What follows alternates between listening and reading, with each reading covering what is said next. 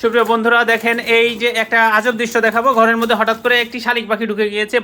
এই জানালা বন্ধ ছিল, একটা জানলা তো বন্ধ, আরেকটা জানলা তো এই যে এরকম ভাবে ওপেন করা আছে। তো ওই জানলাতে ভটাস করে ঢুকে পড়েছে এই পাখিটা, শালিক পাখিটা ঢুকে এখানে এখানে এখানে ভয়ে লাফাচ্ছে।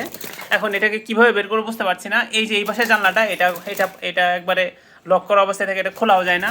এখন যেভাবে সরাতে গিয়ে ওটা প্রচণ্ড ভয় পেয়ে যাচ্ছে পাখিটা যে এখন কীভাবে বের করবো বুঝতে পারছি না।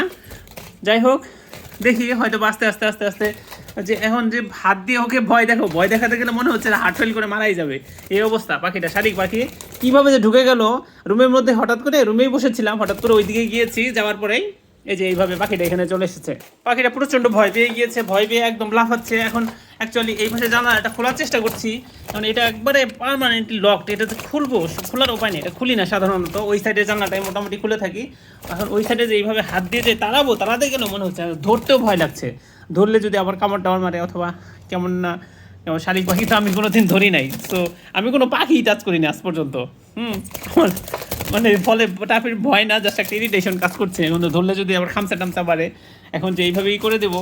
আচ্ছা এই করি, তাহলে পর্দাটা একটু খুলে দিই। পর্দাটা খুলে দিলে হয়তো এই দিক দিয়ে আসতে এসে পড়ার একটা চান্স পাবে। চলে গেছে নাকি? হ্যাঁ হ্যাঁ, চলে গেছে। ওই যে দেখতে পাচ্ছেন, ওই যে চলে গেছে। যাক আলহামদুলিল্লাহ। একটা বিপদ, একটা কি বিরক্তিকর একটা সিচুয়েশনে পড়ে গিয়েছিল, পাখিটা চলে গিয়েছে। যাক বেশ ভালো।